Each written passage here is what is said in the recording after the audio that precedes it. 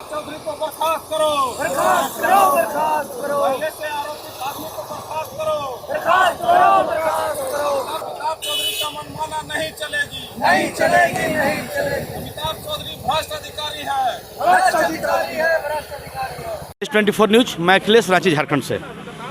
जैसा कि आप पीछे देख रहे हैं कि 7वीं जेपीएससी रद्द करो को लेकर के जेपीएससी के अभ्यर्थी जो है वो लगातार आज 22वां दिन धरना दिए हुए हैं और कल जो है कि 23 नवंबर को ये लोग जो है कि जेपीएससी के विरोध में महाघेराव करने वाले हैं, जेपीएससी पीटी रद्द करने को लेकर के।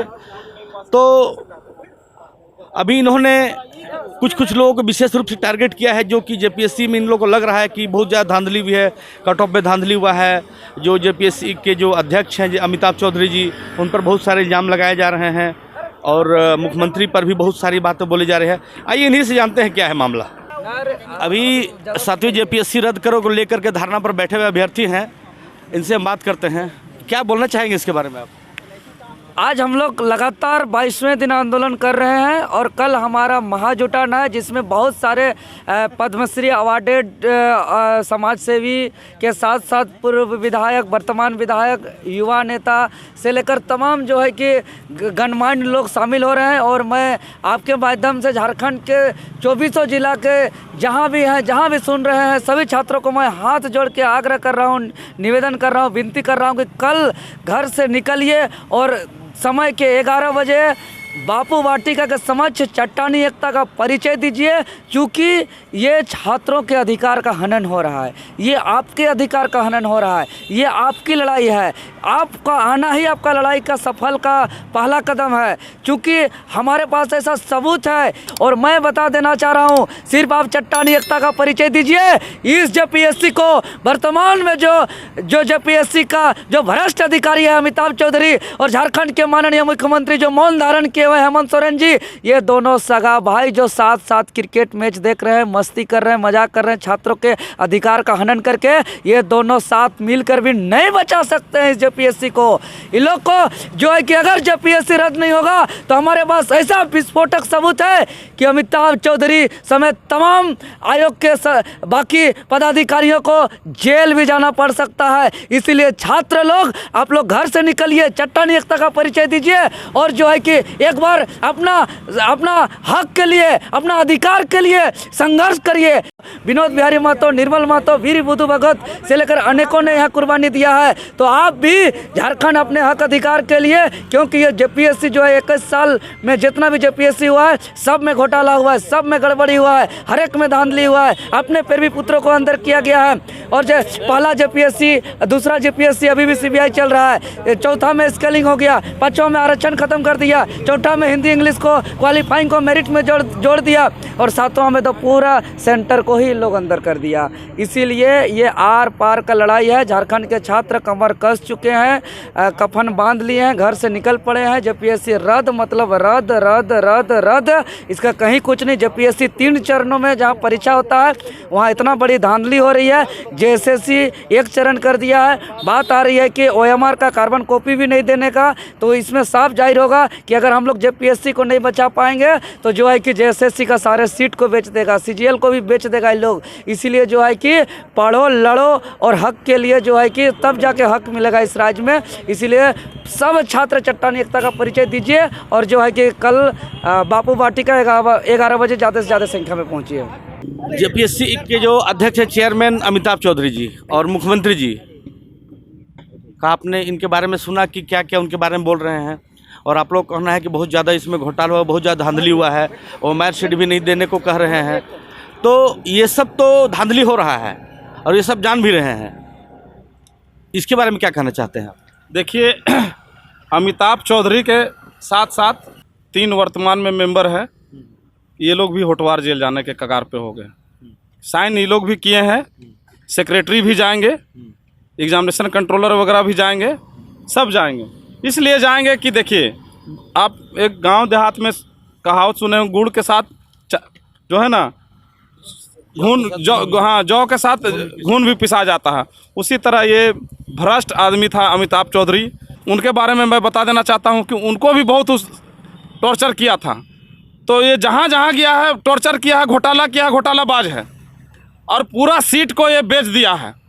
मैं दावे के साथ कह देना चाहता हूँ कि ये कटअप जो था, कटअप रिजल्ट लेट होने का कारण है कि ये अमिताभ चौधरी पूरा एक एक सीट 1-1 करोड़ में बेचा है। एक एक सीट 1-1 करोड़ में बेचा है। जो भी लड़का अगर मेरिट से पास किया है, अगर फाइनल रिजल्ट जब आ जाएगा उस दिन सुरेंद्र पासवान को खोजेगा कि डिबरी बार के कि आप सही बोले थे। मैं पहले भी बोला हूँ कि जेपीएससी एक कचड़ा का डब्बा है। जो सुधीर कुमार त्रिपाठी पूर्व जो अध्यक्ष थे, अभी जेएसएससी में भी बेचने का तैयारी चल रहा है, उनको तो जेल में SC/ST मामला में वो तो जेल जाएगा अभी। लेकिन मुख्यमंत्री जी उनको SC/ST मामला में जो प्रमोशन कमेटी का मामला में उसको घाल-मेल करके उसको हटवाए हैं। लेकिन मैं उसको अभी SC/ST का केस करने जा रहा हूँ उसमें सुधीर त्रिपाठी को कि, और अभी जो है OMR सीट अगर मांगिएगा, देखिए कटअप सबसे पहले तक कटअप इसका है, कटअप यहीं से चोरी पकड़ा जाएगा। आज अगर कटअप देता है तो इसका दिल अगर आत्मा साफ है तो कटअप इसलिए नहीं दे रहा है कि हम तो चोरी किए हैं, चोरी पकड़ा जाएगा। तो ये बात सही है कि ये 7वां जेपीएससी एक स्कैम कर दिया है। आप लोग का धरना का 22वां दिन है और अभी तक पता नहीं कितने लोग मिलने आए हैं। नहीं है, मुख्यमंत्री जी भी शायद संज्ञान नहीं लिए हैं अभी तक, और बाकी पदाधिकारी लोग भी संज्ञान नहीं लिए हैं। तो कल आप लोग का 23 नवंबर को घेराव है जेपीएससी का, क्या कहना चाहेंगे उसके बारे में आप? देखिए, सबसे बड़ा चीज़ आज जो स्थिति है जेपीएससी का, सिविल सर्विस का, तो मैं आप लोग को ये बता देना चाहता हूँ कि जेपीएससी एक मनमाना संस्थान है। आप देख लीजिए, अभी तक 21 साल राज्य गठन हुए 21 साल हो गया है, ठीक है। 15 नवंबर 2000 को गठन हुआ और आज 21वां साल है ना। तो उस कंडीशन में अभी तक मात्र 7 जेपीएससी ही कंडक्ट कर पाई है सिविल सर्विस का एग्ज़ाम, वो भी 7वां अभी प्रोसेस में ही है।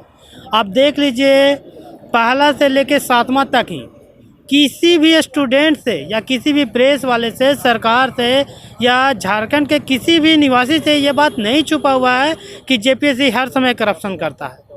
आप दूसरा तीसरा जेपीएससी को देख लीजिए, उस पर अभी भी सीबीआई जांच बैठा हुआ है। छठा वाला, इससे पहले जो छठा सिविल सर्विस जेपीएससी कंडक्ट की है, उसमें आप देख लीजिए किस तरह का स्थिति है ना। जेपीएससी नियमावली को बदलने में कहिए कि नंबर 1 पे एक संस्थान वो आ गई है। नियमावली बनाती है कुछ और रिजल्ट पब्लिश करती है अपना मनमाना हिसाब से करती है।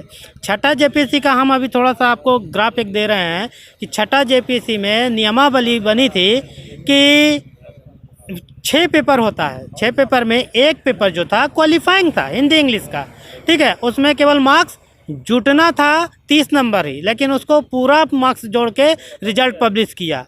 दूसरा ये हुआ कि हर पेपर में, ईच पेपर में 40% लाना था, ईच पेपर में 40% लाना था। लेकिन जेपीएससी जब मेंस का रिजल्ट निकाली तो क्या कि ओवरऑल 40% पे रिजल्ट निकाल दी। वहाँ पे वो फंस गई। जेपीएससी से सब जितना भी स्टूडेंट थे सब अनुरोध करते रहे हैं, अनुनय विनय करते रहे हैं कि सर ये गलत हुआ है, गलत हुआ है। कैसे ओवरऑल 40% पे निकाल दिए। आखिर आफ्टर ऑल जेपीएससी या कोई भी सरकार मानने को तैयार नहीं था। तो स्टूडेंट लोग क्या किए फिर, देश का जो सबसे बड़ा न्यायालय है हमारा सर्वोच्च न्यायालय, उसके बाद राज्य में है झारखंड उच्च न्यायालय, लोग झारखंड उच्च न्यायालय के शरण में गए। देखिए, पहला बेंच में ही इस जब छठा जेपीएससी संजय द्विवेदी के बेंच में गया ये मामला, जब वो कैंसिल कर दिए तो जेपीएससी संस्था और खुद सरकार के महाधिवक्ता राजीव रंजन जी, है ना, वो बोले कि जब डिवीज़न बेंच में मैटर गया तब बोले कि नहीं, अब हम लोग सिंगल बेंच के आदेश के साथ हैं। बताइए, तो ये इसका मतलब है कि वो घोर पिट्ठा किए थे, करप्शन कर चुके थे, तब वो देखे कि डिवीज़न बेंच में सिंगल बेंच के आदेश को लागू करने के लिए हम ही भरे हैं। अभी डिवीज़न बेंच का आदेश अभी आना ही है ना। हो सके हम लोग सुप्रीम कोर्ट में भी जाना पड़े। इसी प्रकार 7वां जेपीएससी में भी देख लीजिए क्या करप्शन करके रख दिया। नियमावली बनी थी कि सिंगल कटअप पे रिजल्ट जारी होगा प्रीलिम्स का। ये पूरी कार्मिक विभाग से पूरा एक रेगुलेशन निकलता है, नियमावली निकलती है। वो आज भी जेपीएससी या कोई भी बच्चा जेपीएससी के साइट पे जाके देखे, फर्स्ट जेपीएससी अमेंडमेंट रूल 2016 में ये नोटिफिकेशन आया हुआ है कि जो प्रीलिम्स रिजल्ट आएगा वो सिंगल कटअप पे आएगा। मतलब SC ST OBC कोई भी या जनरल कोई भी कैटेगरी का वर्ग हो, उसका सिर्फ एक कटअप बनेगा और उस कटअप के अंतराल में जो भी बच्चा स्टूडेंट जैसे जनरल है तो उसको 15 गुना आना है, SC ST किसी कारण बस उस 15 गुना में किसी भी कैटेगरी का बच्चा SC ST OBC का अगर नहीं आता है तो उस कंडीशन में उसका जनरल के मार्क्स से उसको कम करके फिर वो 15 गुना करके उसका रिजल्ट पब्लिश किया जाएगा। ठीक है, तो ये नियम तो फॉलो किया ही नहीं। JPSC क्या कि पहले ही देखिए कैटेगरी वाइज रिजल्ट निकाली। अगर कैटेगरी वाइज आप रिजल्ट निकालें वो भी रूल ऑफ वायलेशन करके, तो आपको कटअप तो बताना चाहिए था कि किस बच्चे का किस कैटेगरी में कितना मार्क्स है। आज झारखंड सिविल सर्विस के इतिहास में पहला बार ऐसा हुआ है कि विदाउट कटअप बताए हुए, विदाउट किसी को मार्क्स बताए हुए ये मेंस का फॉर्म फिलअप करवा दिया गया है। ये कैसे हम जानेंगे कि हम फेल है कि पास है? आप हमको नंबर देवे नहीं किए हैं तो हम कैसे जाने कि हम फेल है कि पास है? आप अपने अनुसार बता दिए। अब क्या हो रहा है? JPSC आपको अधिकार दिया है, आप विभाग का संवैधानिक संस्थान पे पद पे बैठे हुए आप मनमाना नहीं ना कर सकते हैं। यही चीज़ सिंगल बेंच के जो जज थे संजय कुमार द्विवेदी, यही छठा JPSC में भी इसी तरह का बात बोले थे कि मनमाना नहीं कर सकते हैं, लेकिन फिर भी देखिए आज फिर ये मनमाना कर गया। जो भी करप्ट अधिकारी है या भ्रष्ट अधिकारी है, फिर भी हम छात्र आप लोग से हाथ जोड़ के ये अनुरोध करते हैं कि आप लोग नियमावली के अनुसार रिजल्ट निकालिए और जो करप्शन किए हैं उसको हटाइए। और अगर ऐसा नहीं कीजिएगा तो अल्टीमेटली आप लोग को कोर्ट में हम लोग घसीट के लाएंगे और फिर वहाँ से डिसीजन लेंगे। आप लोग लगातार 22 दिन से धरना पर बैठे हुए हैं और बहुत तरह की बातें हो रही है। कोई मुख्यमंत्री को बोल रहा है, कोई JPSC के अध्यक्ष को बोल रहा है, कोई पूरे सिस्टम को बोल रहा है, और अभी तक कोई संज्ञान नहीं लिया है इसके बारे में। और भविष्य में क्या लगता है कि क्या होगा इसको लेकर के? देखिए, वह सब कोई संज्ञान लेगा। इतना बड़ा इसमें गड़बड़ी है जो हो सकता है वहाँ तक हमारी बातें नहीं पहुँच पाई हो सकता है कि JPSC के अध्यक्ष के कानों तक नहीं पहुँची हो, माननीय मुख्यमंत्री के कानों तक नहीं पहुँचे हो, और अगर पहुँचा भी है तो उल्टा पुल्टा पहुँचा हो, वो समझ नहीं पाए हैं। लेकिन मुझे पूर्ण विश्वास है कि अगर जिस दिन JPSC के अध्यक्ष और माननीय मुख्यमंत्री और जिसमें संबंधित अधिकारी हैं कार्मिक विभाग के, अगर यदि जान जाएंगे कि यहाँ पर जब BPSC का रिजल्ट जारी होता है, जिसी दिन रिजल्ट जारी होता है उसी दिन कट ऑफ जारी होता है कि अनरिजर्व का कट ऑफ क्या है, कितने नंबर पर अनरिजर्व पास किया, कितने पर OBC पास किया, ST पास किया, SC पास किया, महिला पास किया, विकलांग पास किया, वो सब सारा जो है एक उसी रिजल्ट के साथ कट ऑफ जारी किया जाता है। आखिर कैसे पता करिए कि कितना नंबर पर हम किसको पास किए हैं? लेकिन ये 22 दिन हो गया ये कट ऑफ जारी नहीं कर रहा है।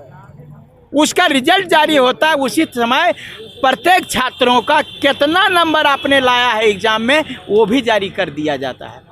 ये कट ऑफ नहीं जारी किया तो वो करेगा। दूसरा बात, नियम का वायलेशन है। झारखंड सरकार के गजट में और इनके विज्ञापन में स्पष्ट शब्दों में लिखा हुआ है कि सिंगल कट ऑफ होगा। सिंगल कट ऑफ मतलब उसमें कोई रिजर्वेशन नहीं, ये सिंगल कट ऑफ होगा। और अगर यदि उस सिंगल कट ऑफ में जिस कैटेगरी का 15 गुना नहीं आएगा, वैसी परिस्थिति में उसका मार्क्स नीचे किया जाएगा। यानी जितना सीट है ST का, अगर यदि उतना नहीं आया तो उसका मार्क्स घटा करके उसको 1000 मान लीजिए सीट है और 700 आ पाया वह सिंगल कट ऑफ में, तो मार्क्स घटा करके 300 को और लेगा। तो ये नियम का वायलेशन है, ऐसे ही रद्द हो जाएगा, एक बार में ही रद्द हो जाएगा। साथ जितना नियम जितना JPSC हुआ सब अलगे अलगे नियम से हुआ और अपने अनुसार हुआ कि हमारा कैंडिडेट कैसे पास करेगा, उसके अनुसार नियम ये लोग बनाए। जो नियम बना है उसके अनुसार ये फॉलो नहीं किए। JPSC को मनमाने ढंग से चला रहा है। और सबसे बड़ी बात है, इस पर अंकुश लगाने वाला जो है हमारे माननीय मुख्यमंत्री महोदय, उसमें अंकुश नहीं लगा रहे हैं। सब लोग घोल मिल करके सेटिंग गेटिंग। ऐसा आपको लगता है कि जैसा कि आपने बताया कि पहला से लेकर 10वां JPSC में जो भी धांधली हुआ, जो भी उल्टा पुल्टा हुआ, कहीं न कहीं JPSC आप लोग कहीं को पॉलिटिक्स में कहीं धकेलने की कोशिश तो नहीं कर रहा है? आप बताइए, हम JPSC को पॉलिटिक्स में क्यों धकेलें? JPSC को पॉलिटिक्स की बात नहीं कर रहा हूँ, इस तरह से धांधली हो रहा है, इस तरह से आप लोग धारणा दे रहे हैं, धारणा देते देते पता चला कि आप लोग नेता हो गए, जेपीएससी जहाँ का तहाँ रह गया। वो तो यही हो रहा है। मैं दो बार की जो है सो इंटरव्यू दिया हूँ, दो बार की इंटरव्यू दिया जेपीएससी का। मुझे माँ बाप यहाँ अधिकारी बनने के लिए भेजा था, लेकिन दुर्भाग्य है कि आज मैं नेता बन गया, छात्र नेता बन गया कि, लेकिन जेपीएससी नहीं सुधरा। ये कितना आप इससे आंक सकते हैं कि जेपीएससी के लोग कितना मोटा चमड़ी का है। हम जो बोले कि ये गड़बड़ी है तो बोलता 2 दिन में हमको जांच करके बताओ। सीबीआई भारत की इतनी बड़ी एजेंसी है, 20 साल से जांच कर रही है, अभी तक रिपोर्ट नहीं दी है। हमको बोलता है 2 दिन में हमको रिपोर्ट दीजिए। ये IAS लोग को हम वहाँ पर बैठाते हैं, तुम 1 महीना में रिपोर्ट दो, 2 साल में रिपोर्ट दो, 20 साल में रिपोर्ट दो, हमारा उम्र खत्म हो जाएगा तब भी रिपोर्ट दो। ये लोग कुछ नहीं करेगा, ये लोग थेथरोलॉजी है। चलिए आपसे बात करके अपना परिचय बताइए। हाँ, मनोज यादव, छात्र नेता।